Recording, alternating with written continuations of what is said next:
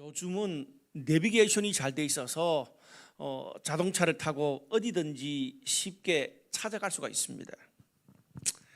그렇지만 내비게이션이 아무리 좋고 방향을 잘 찾아줘도요, 이 자동차 바퀴가 4개가 있잖아요. 그 바퀴가 잘 굴러가지 않으면 아무리 좋은 방향 설정도 무용지물이 됩니다. 그래서 자동차 이 전체 구조를 보면 뭐 내비게이션뿐 아니라 특별히 자동차 4개의 바퀴가 있잖아요. 근데 그 바퀴가 4개가 따로 놀지 않고 또 차 전체가 굴러가면서 흔들리지 않기 위해서 이 바퀴와 바퀴 사이를 든든히 연결하고 잡아주는 축이 있습니다. 그것을 제가 찾아보니까 서스펜션이다 그렇게 얘기를 하더라고요. 바퀴와 바퀴를 연결하고 잡아주는 축, 그걸 서스펜션이라 그래요. 여러분, 자동차뿐 아닙니다. 식물도 마찬가지예요. 우리가 흔히 식물을 이 화분에 심잖아요. 근데 그 화분에 심은 식물이 자라가면서 막 이렇게 가지가 한쪽으로 막 이렇게 뻗치기도 하고 또 한쪽에 열매가 나가지고 이렇게 기울어지기도 합니다. 그래서 식물이 한쪽으로 썰어지지 않고 균형 있게 잘 자라게 하기 위해서 이 양쪽에 끈으로 묶어서 이렇게 화분에다가 연결시켜 줍니다. 흔들리지 않도록. 우리가 야외에 가서 텐트를 칠 때도 마찬가지예요. 텐트가 바람에 흔들리거나 날아가지 않기 위해서 텐트 사방의 모서리에 폴대를 아주 깊고 정확하게 박습니다. 그래야 텐트가 흔들리잖아요, 바람에. 우리 인생도 마찬가지인 것 같습니다. 이제 2022년 한 해가 시작됐는데 한 해 계획을 아무리 잘 세워도 우리가 한 해를 살다 보면 봄, 여름, 가을, 겨울이 있는 것처럼 한 해 동안 좋을 때도 있고 힘들 때도 있고 그리고 잘 나갈 때도 있고 그리고 막 멘탈이 무너지고 혼란스러울 때도 분명히 한 해 동안 있을 거예요. 늘 살아왔던 인생이지만 제가 50 이상을 살아왔지만 우리 인생은 매년마다 바람잘 날이 없습니다. 그때마다 우리의 삶과 영혼이 흔들리지 않도록 텐트의 폴대처럼 자동차에 굳게 잡아줄 수 있는 서스펜션처럼 내 영혼과 삶을 든든히 붙잡아 줄 수 있는 힘이 필요합니다. 그럴 때 어떤 일이 있어도 흔들리지 않고 처음 우리가 세운 한 해의 목표와 계획 따라서 끝까지 승리하게 될 줄로 믿습니다. 우리가 성경을 보면 구약 성경에 이스라엘 백성들이 해마다 연말쯤에 그 다음 한 해를 준비하기 위해서 수전절을 지키는 것을 보게 됩니다. 수전절. 보통 그 다음 새해를 맞기 위해서 이 수전절을 지킬 때 어떻게 하냐 하면 8일 동안 지키는데 매일 기도하면서 또 여러 가지 하나님께서 정해주신 그런 룰에 따라서 막 기도하고 지키면서 매일 자기 집에서 등불을 하나 시켜요. 그렇게 8일 동안 모든 등불을 다 켜게 되는 게 수전절입니다. 특별히 이 수전절 기간에는 자기 개인의 삶, 개인과 가정의 삶뿐 아니라 우리 하나님의 성전이 깨끗하고 거룩해지도록 개인과 가정, 하나님의 교회가 하나님이 원하시는 대로 다음 한 해를 잘 살아갈 수 있도록 기도하고 정결하게 준비하는 그런 절기가 수전절입니다. 그것을 모델로 해서 우리 블루라이트 교회는 한 해를 하나님의 뜻에 따라서 잘 신앙적으로 또 우리 삶에서 잘 살아가기 위해서 개인과 가정과 그리고 셀과 모든 교회가 영혼의 불을 밝히자는 의미로 매월 1월 초에 저희는 한 2, 3주 정도 라이트 온 집회를 하면서 한 해를 시작합니다. 그래서 1월 초에 예배에 저희들은 라이트 온 영적인 빛을 밝힌다는 의미로 한 해 동안 오늘이 그 라이트 온 첫 번째 주간입니다. 저희가 이번 주, 다음 주 2주 정도 라이트온 영혼의 불을 밝히는 집회를 주일 예배로 드릴 텐데요. 오늘은 제가 부르심의 빛을 따라서라는 그런 제목으로 우리가 한 해 어떤 하나님의 인도하심으로 따라 살 것인지를 설교하고, 그리고 다음 주는 우리 수원에서 목회하시는 심준호 목사님께서 오셔서 아마 성령이 함께 하시는 예배 능력과 관련해서 말씀을 전해 주실 겁니다. 아마 말씀 전해 주시고 또 찬양 사역이기 때문에 아마 뒤이어서 또 이렇게 찬양하고 함께 기도하는 그런 시간도 준비되어 있습니다.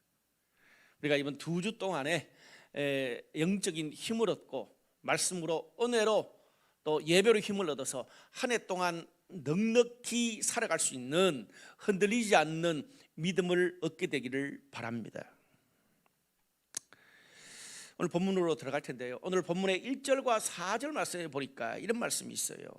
이후에 여호와의 말씀이 환상 중에 아브라함에게 임하여 이르시되, 그리고 4절에도 여호와의 말씀이 그에게 임하여 이르시되, 하나님이 2번 나타나서 말씀하시고 계속 지금 아브라함과 레리를 진행합니다. 그런데 오늘 본문이 시작되면서 제일 먼저 이후에라는 단어로 시작해요. 굉장히 오늘 이 문장에서 이후에라는 이 단어가 중요합니다.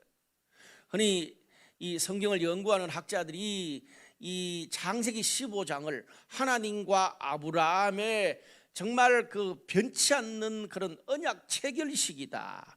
출애굽기 20장에 보면 시내산에서 이스라엘 백성들이 영원히 변치 않는 하나님의 자녀로서 언약 체결식을 하잖아요. 그것처럼 아브라함이 창세기 15장에 하나님과 영원히 변치 않는 하나님으로, 하나님의 자녀로 언약을 체결하는 장입니다. 굉장히 중요해요. 그런데 그 어떤 전환 문장이 제일 먼저 이후로라는 단어예요. 오늘 이 이후로는 이 본문 앞에 창세기 12장부터 바로 직전까지 있었던 아브라함이 가나안 땅에 들어와서 겪었던 모든 일, 그간에 자기가 결단하고 마음 졸이고 행했던 모든 것들을 다 포함하고 있는 단어입니다.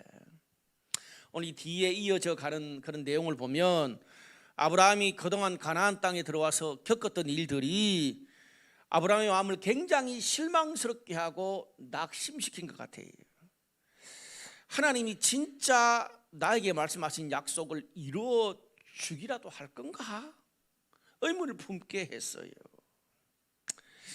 우리가 이렇게 창세기 쭉 12장 이후로 아브라함의 그 일생을 보면 참 신기하게도 일이 안 꼬이고, 그리고 낙심하고 아브라함이 실수하고 일을 그르칠 수 있는 그때마다, 그 상황 순간마다 하나님이 나타나셔서 아브라함을 위로하고 말씀을 주시고 챙기시는 걸 볼 수 있습니다. 오늘 본문도 역시 똑같아요. 아브라함이 지금 굉장히 하나님의 일하심, 인도에 또 자신의 인생에 대해서 의문점, 회의를 가지고 있는데 하나님께서 애프터 서비스를 하는 내용이 본문의 말씀입니다. 오늘 아브라함이 하나님께 했던 질문을 보면 아브라함이 얼마나 낙심하고 지금 실망 상태에 있는지를 보여줘요. 2절 8절 말씀을 보면 이런 말씀이 있어요. 아브라함이 이르되 주 여호와여 무엇을 내게 주시려 하나이까? 나는 자식이 없사오니 나의 상속자는 이 다메섹 사람 엘리에셀이니이다.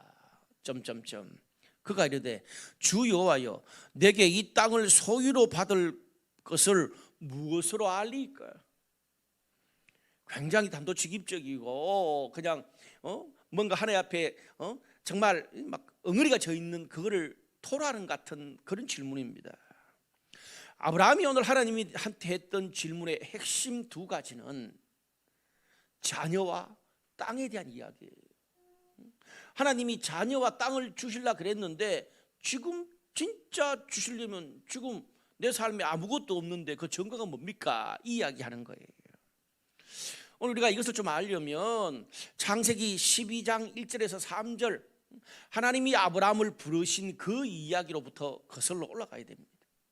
오늘 우리가 이 창세기 15장을 해석할 때 오늘 단순히 요 장에서만 이야기하면 안 되고, 사실 오늘 창세기 15장은 이후에, 그러니까 창세기 12장부터 지금까지 아브라함의 모든 갈등, 혼란, 그 안에서 신앙적인 결단, 이것들을 정리해 주는 장이에요. 그런 관점에서 해석이 돼야 돼요. 창세기 12장 1절에서 3절, 여호와께서 아브라함에게 이르시되 너는 고향과 친척과 아버지의 집을 떠나 내가 네게 보여줄 땅으로 가라. 내가 너로 큰 민족을 이루고 너는 복이 될지라. 땅의 모든 족속이 너로 말미암아 복을 얻을 것이라. 그렇게 말씀했어요.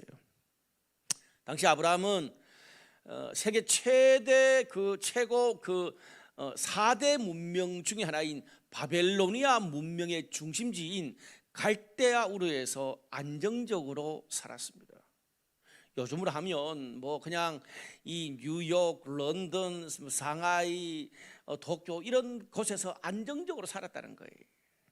그런데 하나님께서 갑자기 아브라함한테 나타나셔서 그 안정적인 고향, 친척, 기반들을 다 내버려 두고 하나님이 인도할, 정확하게 이해한 것도 아니에요. 하나님이 인도하실 땅으로 가라. 너로 큰 민족을 이루게 할 것이다. 이게 축복이에요. 그래서 약속의 땅, 큰 민족, 이게 하나님께서 아브라함을 갈대아우르에서 가나안 땅으로 불렀던 핵심적인 축복이에요. 약속의 땅, 큰 민족, 땅과 자녀죠. 민족이 되려면 자녀들이 많아야 민족이 될 거 아니에요. 그때 아브라함의 나이가 76세입니다. 뭐 그냥 노인이에요.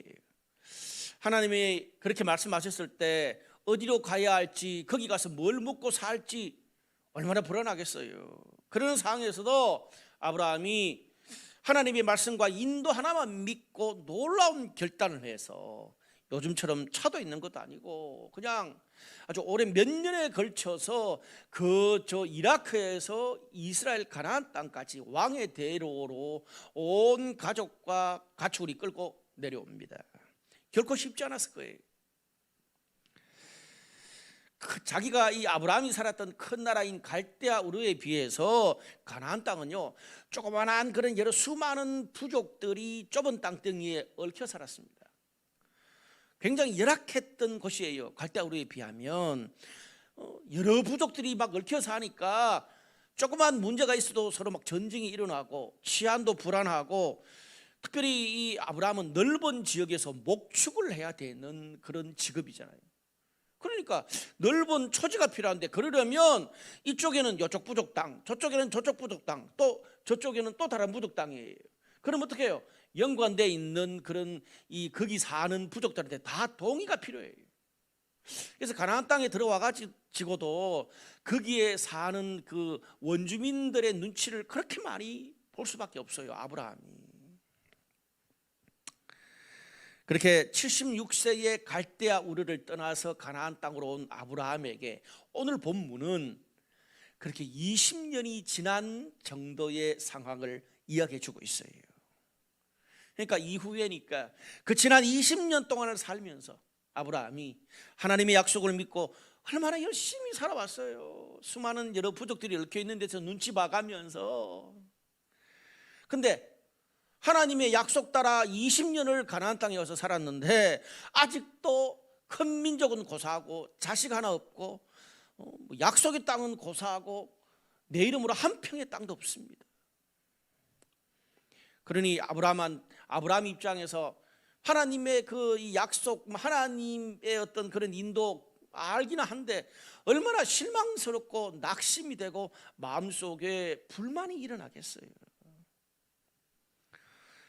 그동안 있었던 일을 돌아보면, 창세기 12장에서 14장까지를 돌아보면 아브라함이 약속하신 그 가나안 땅에 처음 들어와서 말씀의 약속을 따라서 안정된 모든 거 포기하고 왔는데 공교롭게도 그 땅에 흉년이 들어버렸어. 약속의 땅이라는데.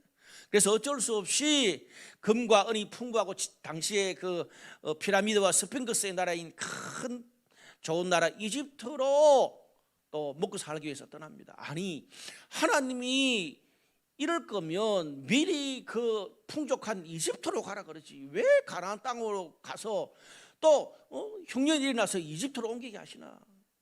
그런 생각 안 들겠어요? 근데 그런 것도 콕 참고 믿음으로 이겨냅니다. 근데 이집트 땅에 가가지고 그 왕이 자기 아내를 취하려고 하는 것 때문에 여러 가지 막 어려운 일을 겪습니다. 그런 가운데 실수를 하죠. 근데 하나님이 극적으로 개입해서 이집트 왕이 꿈꾸는데 나타나셔서 극적으로 아브라함을 구해줍니다. 하나님의 도움으로 또 고비를 이겨냈어요. 그렇게 고생을 하고 세월을 보내면서 돈 벌고 이제 가나안 땅에서 좀 어느 정도 이 내놓을만 하게 갑부가 되어서 정착하나 싶은데 갑자기 20년 가까이 함께 동고동락하고 동업했던 조카 롯과 비즈니스 목축이 이제 막 부자가 되니까 서로 이 경쟁 구도가 되어서 서로 다투다가 서로 떠납니다. 충격이죠. 떠나는 당시에 롯이 제일 잘 나가던 멋진 소돔 땅으로 갔고, 우리로 말하면 뭐 강남으로 갔고, 서로 반대편으로 가자 그랬으니까 아브라함은 상대적으로 낙후한 황무지 그런 동네 쪽으로 갔어요. 결국 다시 새롭게 시작하고 일궈야 되는 거예요. 비즈니스도 인간관계도. 이 정도 했으면 좀 안정될 법도 한데 아브라함이 늙은 나이에 다시 또 새롭게 인간관계나 새로운 비즈니스 시작한다는 게 낯선 곳에서 쉽지 않습니다. 얼마나 부담이 컸겠어요. 저도 제가 40대 중반에 홍대를 개척하는 거랑 50 넘어가지고 강남을 개척하는 거랑 느낌이 다르더라고요. 나이가 들면 다시 새롭게 시작하는 게 쉽지 않아요. 사람이 나이가 들수록 이미 자기의 모든 것들이 고정되어 있기 때문에. 그런데 그런 어려운 가운데도 아브라함을 하나님이 위로하시고 다시 말씀을 주셔서 그것도 믿음으로 또 흔들리다가 겨우 이겨냅니다. 근데 그렇게 좀 안정이 되거나 싶은데 자기만 잘 살려고 떠났던 조카 롯이 당시 여러 민족들의 전쟁에 휘말려 가지고 평생 벌었던 모든 재산과 가족들을 다 포로로 끌려갔다는 이야기를 듣게 됩니다.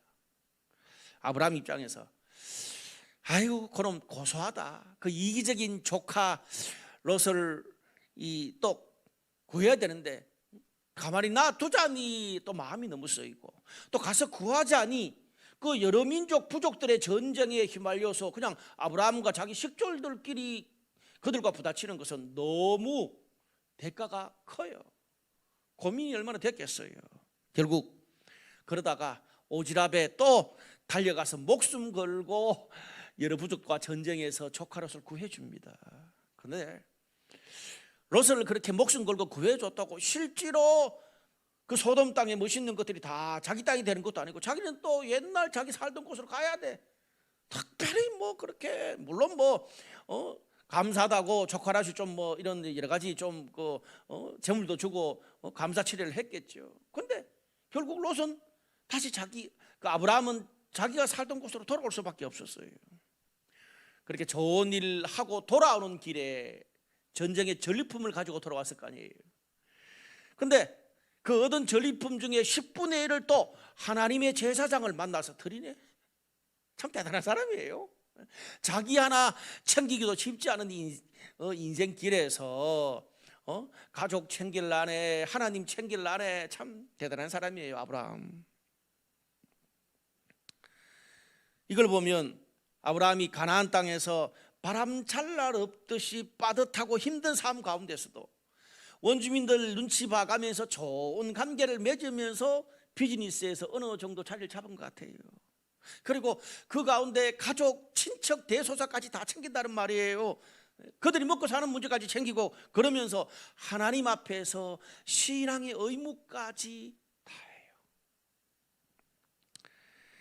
요즘으로 하면 자기 지금 막 직장 생활하고 비즈니스 막 새롭게 자리 잡은데 정신 하나도 없을 텐데 가족 대소사 다 챙기고 또 뭐 친척의 사돈 팔촌에 그들 먹고 사는 안정적인 것까지 다 도와주고 거기다가 신앙생활, 교회 봉사까지, 셀 멤버까지 챙긴다는 말이에요.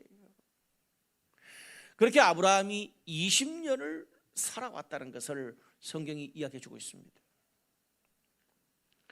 그런 일 다 겪고 지금 집에 돌아왔을 때가 오늘 본문의 15장이에요. 이후에예요.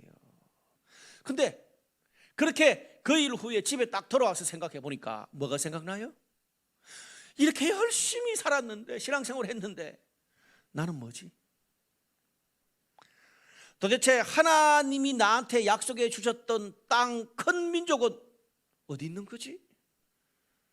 지금 그렇게 20년 살았는데 내 삶에 내 이름으로 된 땅 한 평도 없고 자식 한 명 없는데 내가 하나님한테 희망 고문 당한 건가?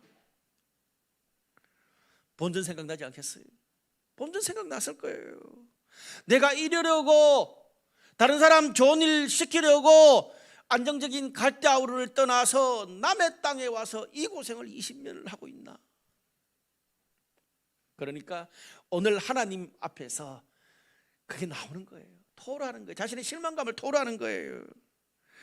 하나님이 약속하신 지 지금 20년이 지났고 내가 90대 후반으로 가는데 내가 자식도 하나도 없는데, 그래서 결국 상속해 줄 그냥 이방인 다메섹 종이 하나 있습니다. 도대체 이게 어떻게 된 겁니까? 큰 민족 어디 있어요? 새로운 약속의 땅 어디 있습니까? 뭐 약속의 땅이라 그러는데 내가 지금 그 약속의 땅에 살고 있기는 하지만 하나님 입장에는 약속의 땅일지 모르는데 나는 여전히 이 땅은 이방인들의 땅이고 남의 땅이고 내가 눈치 봐야 될 땅입니다. 하나님, 나한테 약속의 땅을 줬다는 증거가 뭡니까? 그 이야기를 오늘 아브라함이 하고 있는 거예요. 답답해서 하나님께 묻고 있는 거죠. 사랑하는 여러분, 오늘 제가 이 아브라함 본문을 쭉 설교를 준비하면서 오늘 이 아브라함 입장이 오늘 우리들의 입장인 것 같아요. 우리도 젊었을 때 대학을 졸업하면, 직장을 취업하고 나면, 사랑하는 사람을 만나고 결혼을 하고 나면, 멋진 차를 뽑고 원하던 이 자녀와 집을 마련하고 나면, 좋은 신앙 공동체를 찾고 나면 하나님을 향한 내 믿음도 나의 삶의 멘탈도 안정될 거라고 생각했습니다. 맞습니다. 과거에 비하면 우리의 외부적인 환경은 훨씬 더 성장하고 좋아졌습니다. 근데 냉철하게 따져보면 나의 내면, 우리의 내면의 전쟁, 경쟁 속에서 살아남아야 되는 삶의 부담감, 미래에 대한 불확신, 그리고 이 영적인 답답함은 여전한 것 같아요. 아니, 더 커졌어요. 상황이 어려우면 힘들어서 어렵고, 좋아지면 그것을 유지하기 위해서 더 큰 경쟁과 부담을 가집니다. 이게 인생인 것 같아요. 그렇게 20년, 30년 그 정도 공부하고 또 뭐 직장 생활, 결혼 생활 그 숱한 시간을 보내면서 갈등을 겪고 혼란스러워하고 뭐 떠났다가 정착했다가를 반복했으면 이제 좀 평안할 만도 한데, 아브라함의 삶처럼 우리의 삶은 늘 바람잘 날이 없습니다. 여러분, 우리가 살아왔던 매년 우리 나이를 한번 생각해 보세요. 저는 지금 57세예요. 기본적으로 여기 다 뭐 20대 중반에서 30대, 40대, 뭐 50대 있잖아요. 우리가 우리 인생을 매년마다 얼마나 다양한 경험을 하면서 살아왔습니까? 그러면 경험이 쌓일 만도 한데, 우리가 앞으로 겪게 될 매년을 생각하면 늘 예상하지 못했던 새로운 일들이 버라이어티하게 터지지 않나요? 저도 어제 토요일 밤 늦게 예상하지 못한 그런 일이 터지더라고요. 남들은 야, 너 그만하면 좋은 직장에 돈도 잘 벌고 사랑하는 사람도 있잖아, 집도 있고 차도 있고 공동체도 있고 자녀도 있잖아, 얼마나 감사하고 좋아, 그렇게 말할 수 있습니다. 맞아요. 그렇지만 또 우리가 올 2022년 살아내야 될 올 한 해를 생각해 보면 참 이 매년은 새롭기도 하고 또 너무 낯설고 도전과 압박감의 연속이 될 것 같아요. 그렇게 1, 2, 3월 달 막 새로운 기대감으로 살다가 봄 넘어가고 5, 6월 여기저기 카운트 한 방씩 맞으면 또 막 그냥 봄처럼 그냥 나른하게 그냥 쓰러지는 거죠. 그랬다가 여름까지 헤맸다가 가을 찬바람 불면 이러면 안 되지 그러면서 다시 툴툴 털고 일어나서 좀 몇 개월 살고, 그게 반복되고 있지 않나요? 우리의 치열한 삶을 돌아보면 아브라함처럼 늘 새로운 관계에 적응을 해야 했고요, 늘 불확실한 미래와 변화에 대처하기 위해서 삶과 직장, 시간과 미래를 끊임없이 우리는 조정해 왔습니다.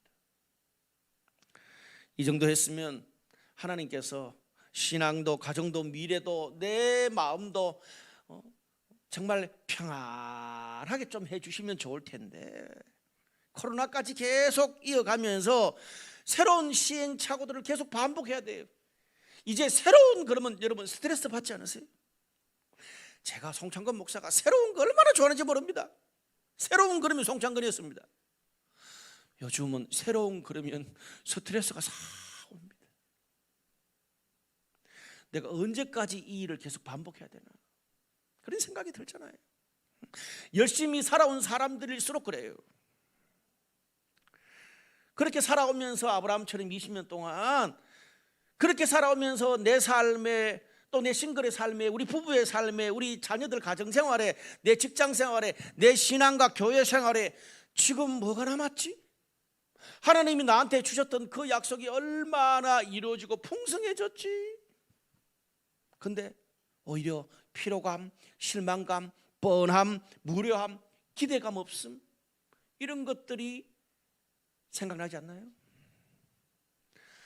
새해가 되면서 또다시 하나님의 약속, 하나님의 뜻, 하나님의 비전, 이런 것을 반복한다는 것이 피로하고 지치게 할 때가 있습니다.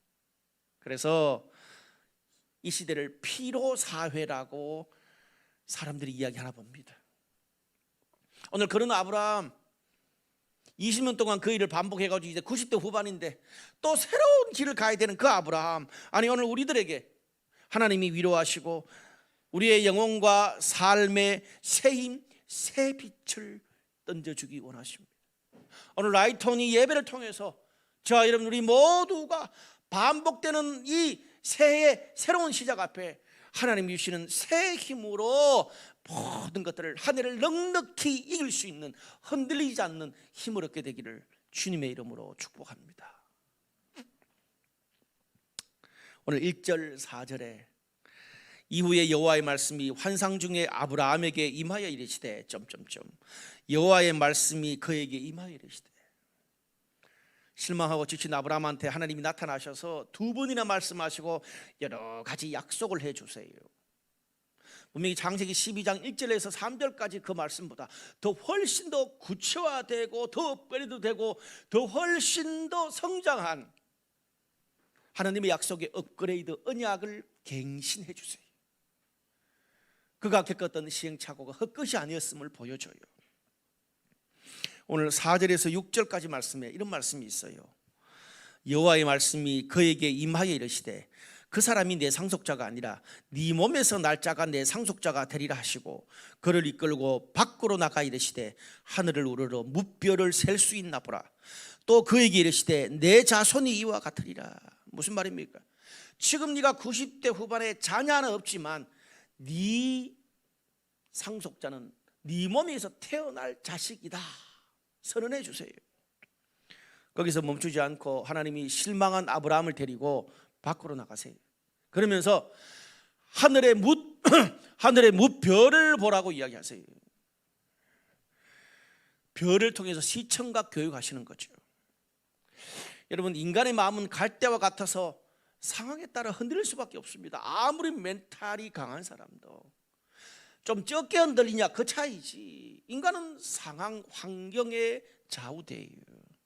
그럴 때 우리의 마음과 영혼이 흔들리지 않도록, 우리의 가정이, 우리의 직장 생활과 비즈니스가 또 미래의 불확실함 가운데도 흔들리지 않을 그런 영적인 힘, 축이 필요합니다. 하나님은 아브라함에게 흔들리지 않을 표시로 하나님의 약속과 함께 밖에 나가서 밤에 별들을 보여주셨어요. 이게 증거다. 저는 굉장히 이 고대 사회에 진짜 하나님이 좋은 시청각 증거를 주셨다고 봐요. 모르긴 해도 인생을 90몇 가지 살았지만 또 전혀 예상하지 못하는, 16장에 가면 또 전혀 예상하지 못하는 또 실패와 시행착오를 아브라함이 겪는 걸 봐요. 또 그렇게 새로운 혼란과 새로운 어려움에 처했을 때 아브라함이 고민하고 흔들릴 때마다 아마 밖에 나가서 혼자 하나님이 증거로 보여주신 그 별을 보면서 마음을 잡고 영적으로 또 고쳐먹고 마음을 그렇게 수없이 하지 않았을까요? 하나님 그런 면에서 진짜 아브라함에게 밖에 나가서 별을 보라, 그게 증거다. 별을 볼 때마다 아브라함은 하나님이 주신 이 약속의 확신을 생각했을 거예요. 예전에 등반가들이, 요즘은 뭐 워낙 GPS가 잘 돼 있지만 산속에서, 과거에 예전에 산속에서 길을 잃었을 때 뭐를 보라 그래요? 북극성을 보라 그러잖아요. 북극성이 뭐예요? 북극성은 늘 변함없이 그 자리에 있어요.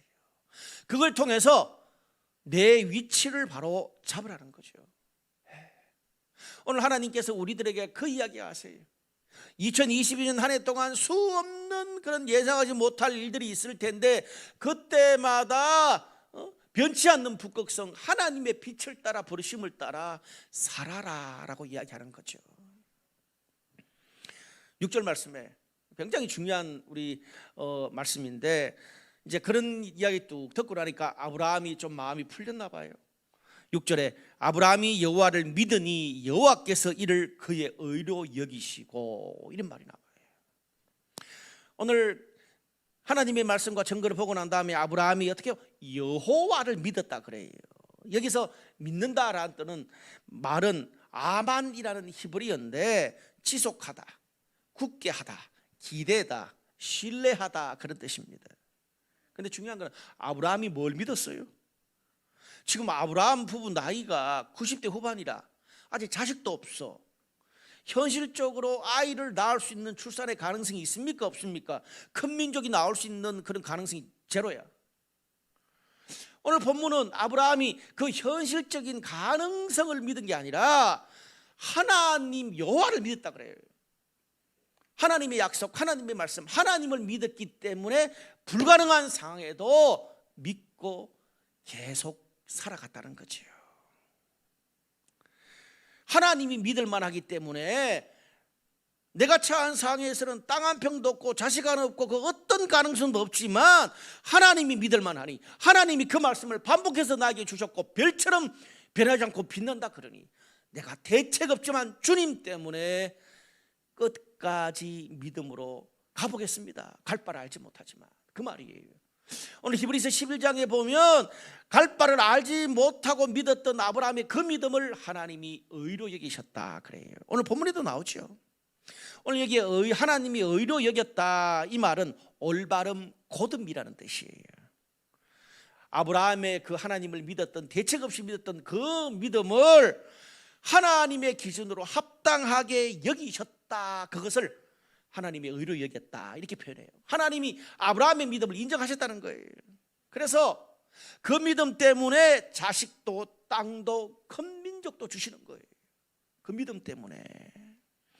여러분, 구약에서 오늘 이 구절, 아브라함이 하나님을 믿어서 하나님이 인정했다, 그리고 그 모든 약속을 이루어주셨다, 이 굉장히 중요한 구절이에요. 우리 신앙생활에서 특별히 우리가 신학적으로 이걸 이신칭이, 믿음으로 구원을 얻는, 하나님의 의, 구원을 얻는 것을 이야기해요.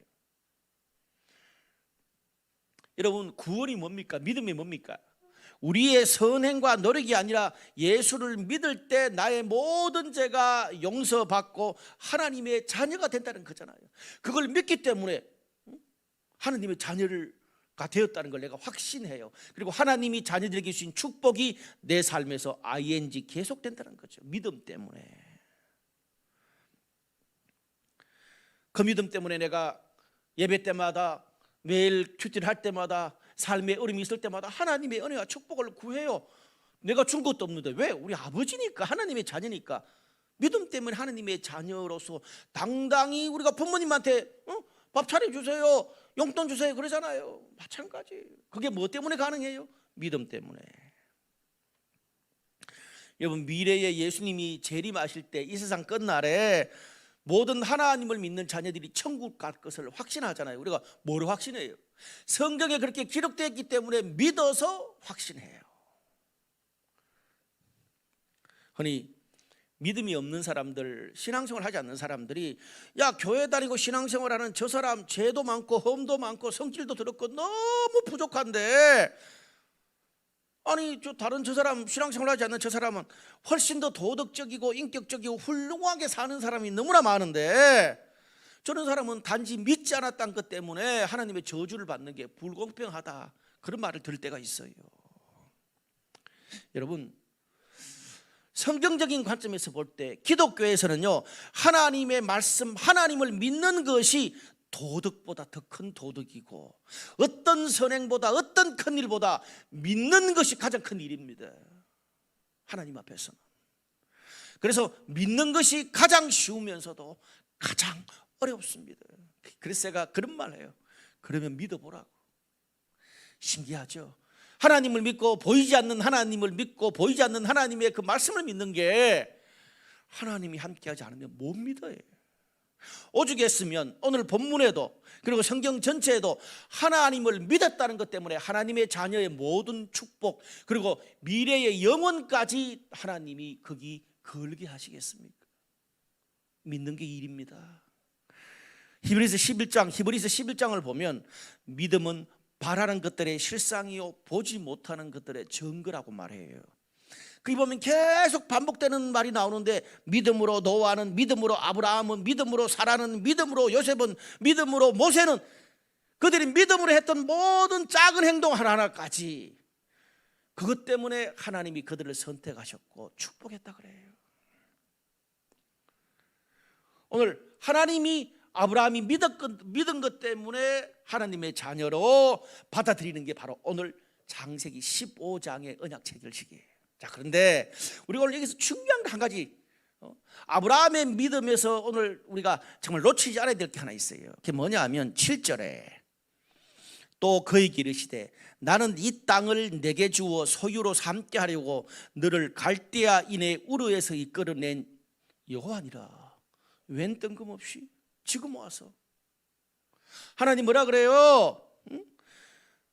네가 갈대아 우르에 있을 때 너를 불러서 약속의 땅 주겠다, 큰 민족 주겠다, 그 축복 주면서 내가 불러내고 계획했던 그 하나님이다. 이게 무슨 말이에요? 지금 20년 와서 지금 막 의문 회의감이 드는 아브라함한테 걱정하지 마 아브라함, 20년 전에 너한테 줬던 그 약속 그리고 20년이 지난 지금도 너를 향한 약속은 변함이 없어. 나 하나님이야. 기억하고 있어. 이 말입니다. 오늘 제가 좀 자세하게 아브라함의 그 이후 그 이전상을 이야기했잖아요. 20년이 지난 아브라함 입장에서는 그렇게 열심히 신앙생활하고 열심히 살았는데 아무것도 없고 하나님의 약속이 내 손에 쥐어진 게 아무것도 없다고 느낄 수 있지만 하나님이 볼 때는 그게 아니라는 말이에요. 아니 아브라함아, 네가 볼 때는 아무것도 없고 자식 하나 없고 땅 한 평 없을지라도 하나님이 내가 볼 때는 약속의 그 과정과 테스트를 믿음으로 고비 단계들을 잘 넘어가고 있는 거야. 그 말이에요.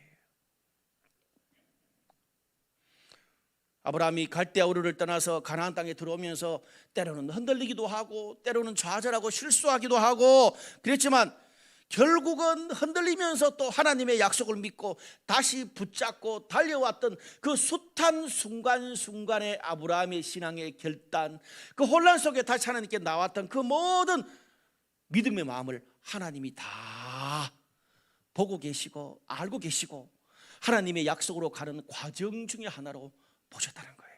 아멘.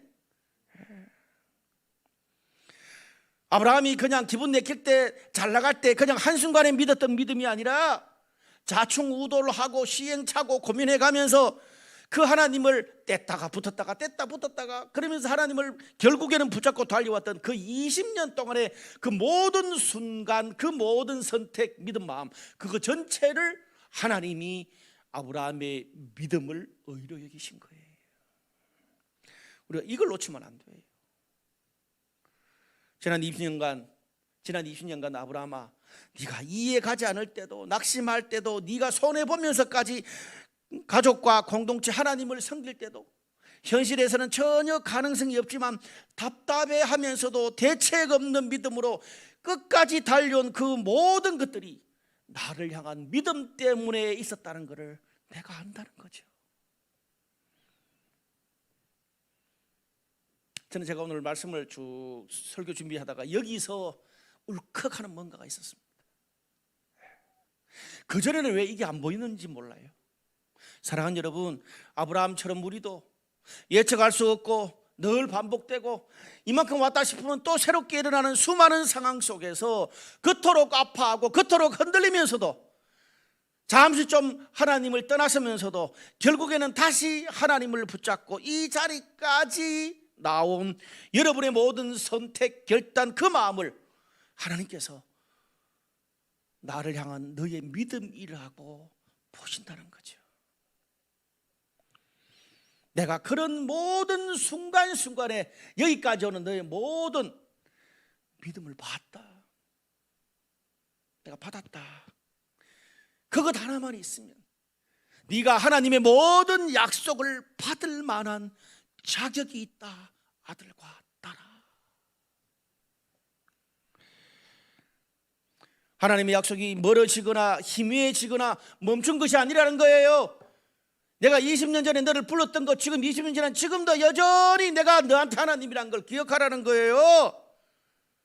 하나님의 약속이 멈춘 게 아니라 내가 살아왔던 그 믿음의 숱한 여정을 통해서 지금 계속 하나님의 약속이 나의 삶, 나의 가정, 나의 직장, 나의 비즈니스, 우리 신앙 공동체, 우리 이 땅에 하나님의 역사가 계속되고 이루어가고 있다는 말입니다. 아멘. ing 진행형이야. 여러분, 제가 지난 연말에 우리 이성준 목사 파송하면서 제가 그 설교했잖아요. 여러분, 제가 블라이트 교회를 처음 개척하면서 비전이 뭐라 그랬어요? 서울의 동서남북 6대 광역시에 블라이트 처치를 개척한다 그랬잖아요. 근데 우리가 교회 개척은 3번 했거든요. 지금 남아있는 교회는 2개지만, 근데 돌아보면 정상적인 루트는 우리 그 이세일 목사님 그 신촌에 개척한, 근데 그거는 중간에 이세일 목사님 자녀가 아파가지고 중간에 취소됐잖아요.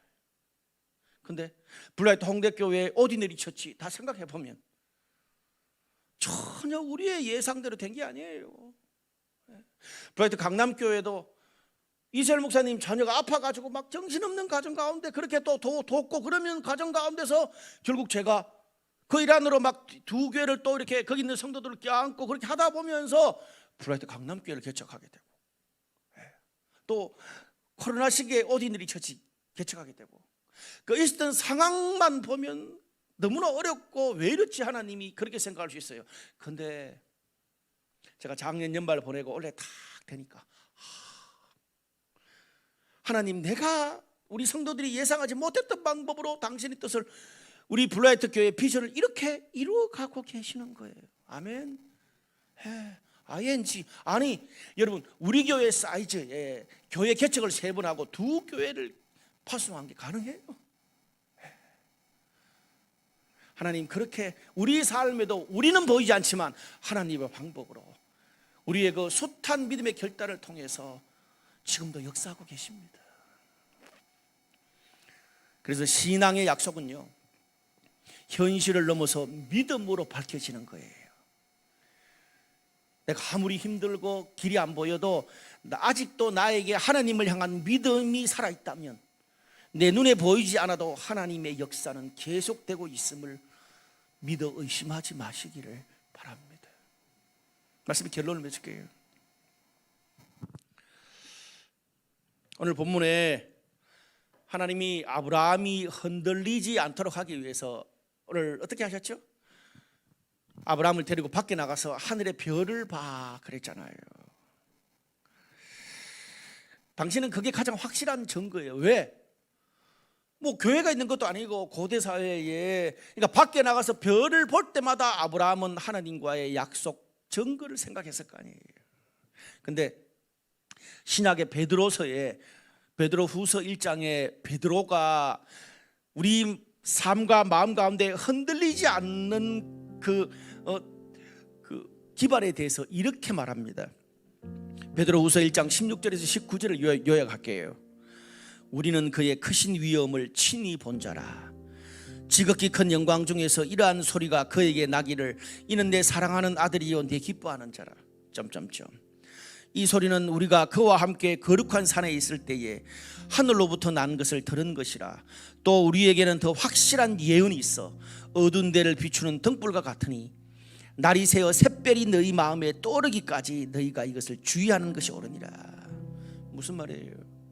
베드로가 예수님 이 땅에 계실 때에 변화산에 가서 그 세 명이 함께 신적인 모습으로 변화된 예수님의 모습을 봤잖아요. 그때 하나님의 음성까지 들었다는 말이에요. 직접. 근데 뭐라 그래요? 하나님이 변화산상에서 자기에게 직접 들려주신 그 말씀을 듣는 거, 그리고 오늘 아브라함이 봤던 변하지 않는 그 북극성 같은 하늘의 별보다 더 확실한 것이 있으니 하나님이 너희에게 주신 말씀이다라는 거죠. 샛별이 너희 마음에 떠오를 때까지 집중해서 그걸 받아라, 주의하라, 놓치지 말라는 거지. 올 한 해 우리의 삶을 흔들리지 않도록 비춰줄 빛이다는 거죠, 말씀이. 저는 2주간 저희 와이프와 우리 결혼한 부부들을 대상으로 말씀을 돌리고 있습니다. 인천에서 광주까지 쭉 그렇게. 근데요, 제가 원래 이 말씀을 배달해 주면서 역대급으로 은혜를 받고 있습니다. 살짝 피곤하기도 한데 제가 너무 은혜가 되는 거예요. 울컥울컥해요. 그 가정의 상황을 아니까. 어떤 가정 같은 경우에 지금 이제 자녀가 초등학교를 더 가야 되는데 일반 학교를 보내야 될지, 또 아니면 대안학교를 보내야 되는지, 아니면 또 기독교 학교를 보내야 되는지 고민이 많아요. 여러 가지 장단점이 있는데, 안 그래도 그거를 지금 좀 계속 이렇게 기도 제목으로 나누고 고민을 이야기하더라고요. 부부가 이야기했던 거를. 근데 그 말씀을 받았어요. 뽑았어요. 말씀을 뽑는 그 행위가 주술적이다, 그게 포커스가 있는 게 아니에요. 제가 처음에 이것들을 우리 교회의 전통으로 할 때 그랬어요. 우리 교회의 믿음이다. 하나님의 말씀을 붙드는 믿음이라고 선포했어요, 제가. 근데 엄마가 뽑았는데 그 말씀 구절 가운데 어떤 게 있는 줄 아세요? 견고하게 흔들리지 않는다는 단어가 있어요. 너무 목사님 너무 감사해요. 그래. 근데 딸이 뽑았어. 전혀 다른 말씀이야. 근데 거기에 똑같이 견고하다는 단어가 다 있어요. 쇼킹하죠? 한 번은 그럴 수 있을 것 같아. 또 다른 집에 갔어.